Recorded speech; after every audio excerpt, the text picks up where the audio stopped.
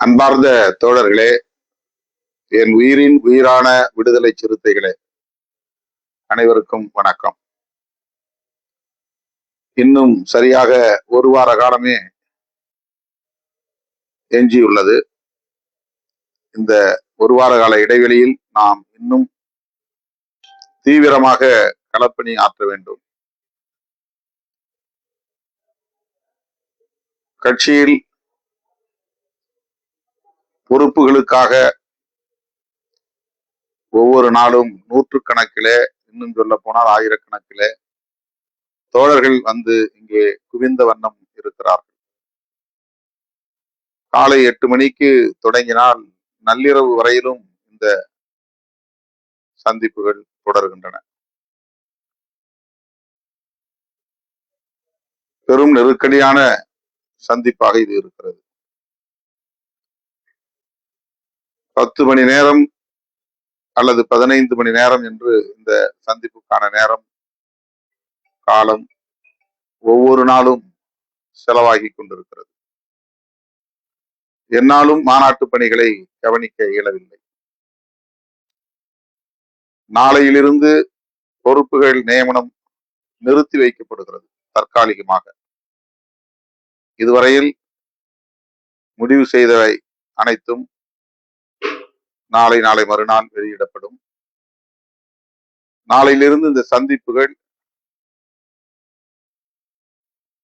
இல்லை என்பதை கராராக தெரிவித்துக் கொள்கிறேன். யாரும் என்னை தேடி சென்னைக்கு வர வேண்டாம் என்றும் கேட்டுக்கொள்கிறேன். நாடாளுமன்ற கூட்டத்தொடர் இன்னும் முடியவில்லை. வருகிற ஆகஸ்ட் 13ஆம் தேதி வரையில் நடைபெற உள்ளது. நாளை நாடாளுமன்றத்திற்கு நான் செல்ல இருக்கிறேன். எனவே சென்னைக்கு தலைமையகத்திற்கு தோழர்கள் வந்து அலைய வேண்டாம் என்றும் கேட்டுக்கொள்கிறேன். 17ஆம் தேதி மாநாடு முடிகிற வரையில் இந்த பொறுப்புகள் குறித்த அறிவிப்புகள் ஏதும் இருக்காது, இல்லை என்பதை தெரிவித்துக் கொள்கிறேன். நேற்றும் இன்றும் முடிவு செய்தவை நாளையும் நாளை மறுநாளும் அறிவிக்கப்படலாம். ஆனால் புதிதாக யாரையும் இங்கே சந்திக்க வாய்ப்பில்லை.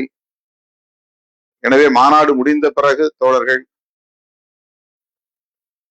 கோரிக்கை முன்வைக்க விரும்புகிறவர்கள் என்னை சந்திக்கலாம் என்பதை தெரிவித்துக் கொள்கிறேன்.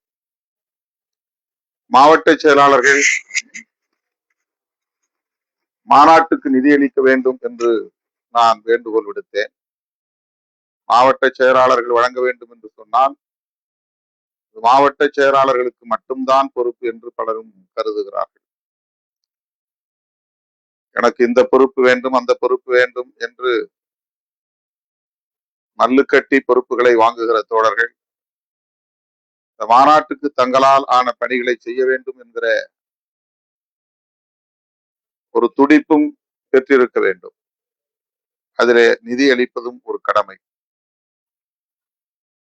மாவட்ட பொருளாளர், மாவட்ட துணை செயலாளர்கள், மாவட்ட நிர்வாக குழு உறுப்பினர்கள், துணைநிலை அமைப்புகளின் மாவட்ட பொறுப்பாளர்கள், கட்சியின் ஒன்றிய நகர பொறுப்பாளர்கள், எல்லாவற்றையும் விட மாநில பொறுப்பாளர்கள், ஒவ்வொரு அணியின் மாநில நிர்வாகிகள் ஆளுக்கு 1000 ரூபாய் என்று நிதி வழங்க முன்வந்தால் கூட இந்த மாநாட்டை நாம் மிகச் சிறப்பாக நடத்திவிட முடியும்.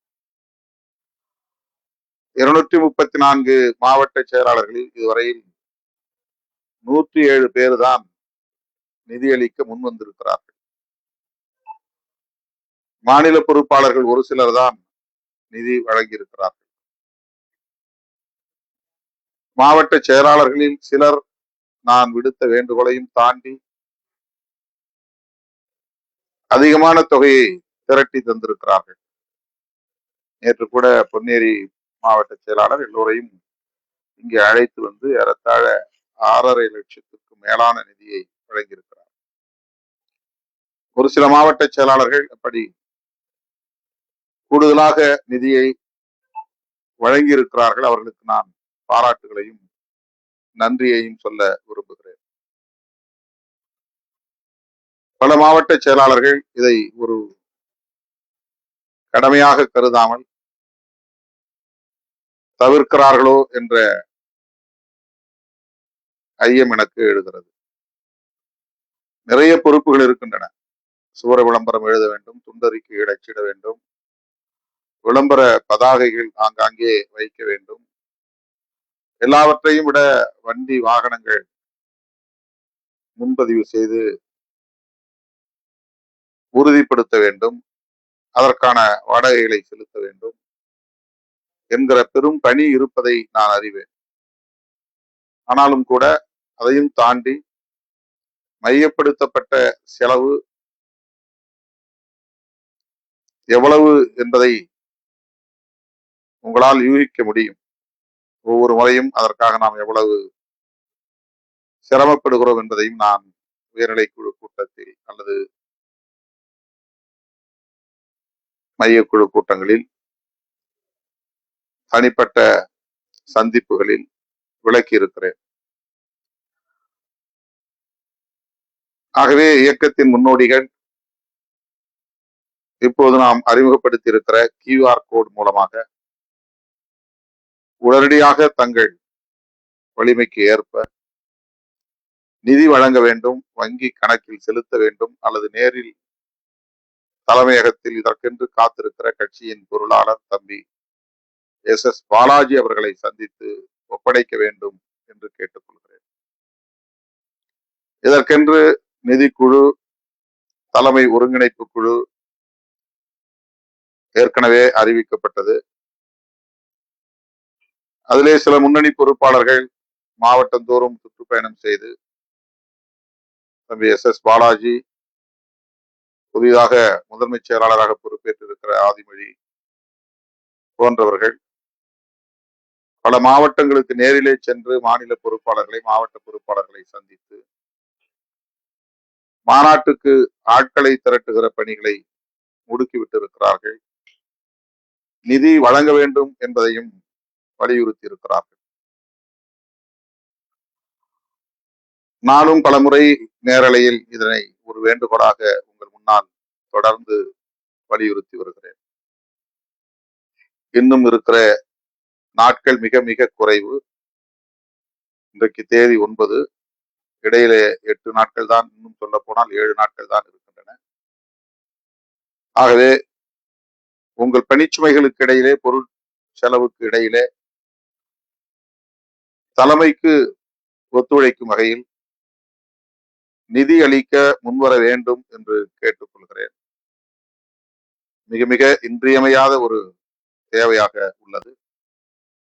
இந்த நெருக்கடியை உணர்ந்து தோழர்கள், மாநில பொறுப்பாளர்கள், இது மாவட்ட நிர்வாகத்தினுடைய கடமை என்று வேடிக்கை பார்க்கிற நிலையும் கவலை அளிக்கிறது. மாநில பொறுப்பாளர்களும் இந்த எஞ்சிய நாட்களில் மாநாட்டுக்கான நிதியை வழங்க முன்வர வேண்டும் என்கிற வேண்டுகோளை விடுக்கிறேன். அடுத்து 234 சட்டமன்ற தொகுதிகளுக்கும் நாம் மாவட்ட நிர்வாகத்தை அறிவிக்கிற பணியை பல மாதங்களாக செய்து வருகிறோம். அதிலே இன்னும் 20 மாவட்டங்களுக்கு அறிவிக்கப்படாமல் உள்ளன. அதிலே பல மாவட்டங்கள் பட்டியல் தந்திருக்கிறார்கள். ஆனால் மண்டல செயலாளர்களுக்கும் மாவட்ட செயலாளர், மண்டல துணை செயலாளர் ஆகியோருக்கு இடையிலே இருக்கிற சில கருத்து முரண்களால் இந்த பட்டியலை இறுதி செய்ய முடியவில்லை. குறிப்பாக சோளிங்கர், காங்கேயம், உடுமலைப்பேட்டை, விளவங்கோடு ஆகிய 4 தொகுதிகளில் பட்டியலே வரவில்லை. மாவட்ட செயலாளர் பெயர் மட்டும்தான் அறிவிக்கப்பட்டிருக்கிறது. மாவட்ட துணை செயலாளர்களுக்கான பட்டியல், மாவட்ட நிர்வாக குழு உறுப்பினர்களுக்கான பட்டியல், மாவட்ட செயற்குழு உறுப்பினர்களுக்கான பட்டியல், மகளிர் விடுதலை இயக்கம் மற்றும் இளைஞர்கள் எழுச்சி பாசறை ஆகியவற்றுக்கான மாவட்ட பொறுப்பாளர்களுக்கான பட்டியல் தலைமைக்கு அனுப்பி வைக்கப்படவே இல்லை என்பது கவலை அளிக்கிறது. இந்த 4 மாவட்டங்களை சார்ந்தவர்கள் இந்த மாநாட்டு நேரத்தில் இதை செய்ய வேண்டும் என்று நான் கோரவில்லை. மாநாடு முடிந்ததும் உடனடியாக அந்த பட்டியலை கொண்டு வந்து ஒப்படைக்க வேண்டும் என்று கேட்டுக்கொள்கிறேன். அதே வேளையில் பட்டியல் வந்தும் இறுதி செய்யப்பட முடியாத நிலை உள்ள மாவட்டங்கள் மதுராந்தகம், செய்யூர், கள்ளக்குறிச்சி, ரிஷிவந்தியம், சங்கராபுரம், வெங்கவல்லி, ஆத்தூர், ஏற்காடு, மடத்துக்குளம், மயிலாடுதுறை, பூம்புகார், சீர்காழி, மன்னார்குடி, முதுகுளத்தூர் 14 மாவட்டங்கள் பட்டியல் வழங்கப்பட்டாலும் கூட அதிலே மாற்று கருத்துக்கள் அல்லது முரண்பட்ட கருத்துக்கள் எழுந்துள்ள நிலையில் அந்த பட்டியலை அதிகாரப்பூர்வமாக அறிவிக்க இயலவில்லை. மாவட்ட நிர்வாகத்திற்கு ஒத்துழைப்பதற்காக மண்டல பொறுப்பாளர்களை நாம் நியமித்திருக்கிறோம். மண்டல செயலாளர்கள் தொடர்புடைய சட்டமன்ற தொகுதிகளுக்கான மண்டல துணை செயலாளர்கள் மற்றும் அந்த 6 சட்டமன்ற தொகுதிகளுக்கான மண்டல துணை செயலாளர் பொது நிர்வாகம் என்கிற அந்த பொறுப்பில் உள்ள தோழர்கள் ஒன்று கூடி அங்குள்ள மூத்த பொறுப்பாளர்களோடும் கலந்து பேசி ஒரு பட்டியலை தயார் செய்தால் எனக்கு மிக இலகுவாகிவிடும். உடனே நான் அறிவித்துவிட முடியும். ஆகவே இந்த 14 மாவட்டங்கள் பட்டியல் வழங்க பெற்றும் அறிவிக்கப்படாமல் இருப்பதற்கு இந்த முரண்பாடுகள் தான் காரணமாக உள்ளன. மாநாடு முடிந்த பிறகு இந்த மாவட்டங்களை சார்ந்த தோழர்கள் ஒரு இடத்தில் கூடி அதை இறுதி செய்து கொண்டு வந்து ஒப்படைக்க வேண்டும். அதன் பிறகு ஒன்றியம், நகரம், பேரூர் ஆகியவற்றுக்கு பொறுப்பாளர் பட்டியலை அறிவிக்க வேண்டும். துணைநிலை அமைப்புகளுக்கும் அதே போல அமைக்க வேண்டும். இதிலே மாநில செயலாளர்களை பல துணைநிலை அமைப்புகளுக்கு நாம் அறிவித்திருக்கிறோம். மாநில செயலாளர்கள் இருக்கிற போது அவர்கள் சார்ந்த அந்த அணிக்கு மாவட்ட நிர்வாகத்தையும் ஒன்றிய நகர நிர்வாகத்தையும் அறிவிக்க கடமைப்பட்டிருக்கிறார்கள். கட்சியின் மாவட்ட செயலாளர்களுக்கு அதிலே பொறுப்பு இருக்கிறது என்றாலும் கூட துணைநிலை அமைப்புகளில் அவர்கள் சுதந்திரமாக முடிவெடுக்க மாவட்ட செயலாளர்கள் ஒத்துழைக்க வேண்டும். இளஞ்சிறுத்தைகள் எழுச்சி பாசறை மாவட்ட செயலாளர்களை தீர்மானிப்பதில் மாநில செயலாளர்களுக்கு முன்னுரிமை. அந்த மாவட்ட செயலாளர்கள் அந்த பகுதியில் மாவட்ட இதர பொறுப்பாளர்களை பரிந்துரை செய்வது, அந்த மாவட்ட செயலாளர்கள் ஒன்றிய நகர பேரூர் இளஞ்சிறுத்தைகளுக்கான பொறுப்பாளர்களை பரிந்துரை செய்வது அவர்களுக்கான முன்னுரிமை. அதனை மாநில செயலாளர் உறுதி செய்து மாவட்ட செயலாளரிடத்திலே கலந்து பேசி இது மாதிரியான பட்டியலை தயாரித்திருக்கிறோம், இதில் உங்களுடைய ஆலோசனைகள் ஏதேனும் இருக்கிறதா, மாறுபட்ட கருத்து இருக்கிறதா என்று கலந்து பேச வேண்டும். இப்படி கலந்து பேசி செயல்பட வேண்டும் என்பதற்காகத்தான் இந்த ஏற்பாட்டை நாம் செய்திருக்கிறோம். ஒரே ஆளிடம் கொடுத்து விட முடியாது. அப்படி கொடுப்பது தவறில்லை. ஆனால் அப்படி கொடுக்கிற போது விடுபட்டு போகிறது.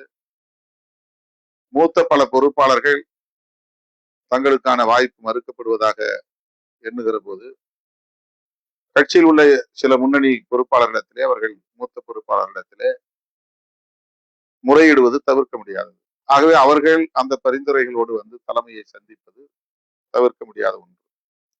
அப்படிப்பட்ட சூழலில் அதனையும் நாம் கருத்தில் கொண்டு பரிசீலித்து யார் யாருக்கு என்னென்ன வாய்ப்பை வழங்க முடியுமோ அவற்றையெல்லாம் சீர்தூக்கி பார்த்து வழங்கி வருகிறோம். இதற்கு மாவட்ட செயலாளர்களும் ஒத்துழைக்க வேண்டும், தொடர்புடைய அணிகளின் பொறுப்பாளர்களும் ஒத்துழைக்க வேண்டும். யாரையும் விட்டுவிடக் கூடாது. உங்களுக்குள் அந்த ஒருமித்த அணுகுமுறை என்பது மிக மிக இன்றியமையாத ஒரு தேவையாக இருக்கிறது. அது இல்லாத போது எனக்கு இது பெரும் சுமையாக மாறுகிறது. நான் முடிவெடுக்கிற போது அது இன்னும் தோழர்களுக்கு இடையிலே ஒரு இடைவெளியை உருவாக்குகிறது. மாவட்ட செயலாளருக்கு தெரியாமலேயே மற்ற பொறுப்பாளர்கள் ஒரு பட்டியலை தருகிற போது அது தவிர்க்க முடியாததாகவும் இருக்கிற நிலையில் அதனை பரிசீலிக்க வேண்டிய தேவை இருக்கிறது. இப்படி பரிசீலித்து அறிவிக்கிற போது அறிவிக்கப்பட்டவர்கள் மாவட்ட செயலாளருக்கு ஒத்துழைப்பதில்லை. அவர் மூலம் எனக்கு இந்த வாய்ப்பு கிடைக்கவில்லை, எனக்கு பரிந்துரைத்தவர் வேறு பொறுப்பாளர், எனவே அவரோடு தான் நான் இயங்குவேன் என்ற ஒரு மனநிலை உருவாக்குறது. இது நம்முடைய கட்சியின் கட்டுப்பாட்டை, கட்டுக்கோப்பை சீர்குலைக்கும். பொறுப்பு அறிவிக்கப்பட்ட பிறகு மாவட்ட நிர்வாகத்திற்கு ஒத்துழைப்பதுதான் ஒவ்வொருவரின் கடமை. ஒவ்வொரு துணைநிலை அமைப்பை சார்ந்தவர்களுக்கும் அவருடைய மாவட்ட நிர்வாகத்திற்கும் கட்சியின் மாவட்ட நிர்வாகத்திற்கும் ஒத்துழைக்க வேண்டும். மாவட்ட செயலாளர் படமே இல்லாமல் துண்டறிக்கையை அச்சிடுவது, மாவட்ட செயலாளருடைய பார்வைக்கே எடுத்து செல்லாமல் பிரச்சனைகளை அணுகுவது கட்சியின் கட்டுக்கோப்பை பாதிக்கும். எனவே அவ்வாறு அறிவிக்கப்படுகிற பொறுப்பாளர்கள் அறிவிக்கப்பட்ட பிறகு மாவட்ட செயலாளரோடு இணங்கி செயல்பட வேண்டும். அப்படி செயல்பட தவறினால் அது கண்காணிக்கப்பட்டு நடவடிக்கைக்கு ஆட்படுத்தப்படும். அதனை முன்கூட்டியே நான் தெரிவித்துக் கொள்ள விரும்புகிறேன். ஒரு நகர செயலாளர் புதிதாக வந்து எனக்கு நகர செயலாளர் வேண்டும், ஏற்கனவே இருக்கிற நகரத்தை இரண்டாக பிரித்துக் கொடுங்கள் என்று கேட்கிறார் என்றால் அதிலே ஒரு ஜனநாயகம் இருக்கிறது. ஏனென்றால் கட்சியில் அதை நாம் நடைமுறைப்படுத்துகிறோம். 3 ஒன்றிய கவுன்சிலருக்கு ஒரு ஒன்றிய செயலாளர் என்று போட்டிகள் அதிகமாக இருக்கிற மாவட்டங்களில் செய்கிறோம். போட்டி இல்லை என்றால் அது பிரச்சனை இல்லை. ஒரு ஒன்றியத்தை 2ஆகவோ 3ஆகவோ பிரித்து விடலாம். 5 ஒன்றிய கவுன்சில் அல்லது 6 ஒன்றிய கவுன்சில் என்று கூட பிரிக்கலாம். ஆனால் முன்னணி தோழர்கள், மூத்த தோழர்கள் தங்களுக்கு ஒன்றிய செயலாளர் வேண்டும் என்ற கோரிக்கையை முன்வைக்கிற போது அதை நாம் புறந்தள்ள முடியாது. அதற்கான அடிப்படை அளவுகோலாக நாம் 3 ஒன்றிய கவுன்சில்களுக்கு ஒரு ஒன்றிய செயலாளர் என்ற வரையறையை வைத்திருக்கிறோம். எனவே அதன் அடிப்படையில் நாம் சில அறிவிப்புகளை மாற்றி புதிதாக ஒன்றிய செயலாளர் அந்த நிர்வாகத்தை உருவாக்கி அறிவிக்க வேண்டியிருக்கிறது.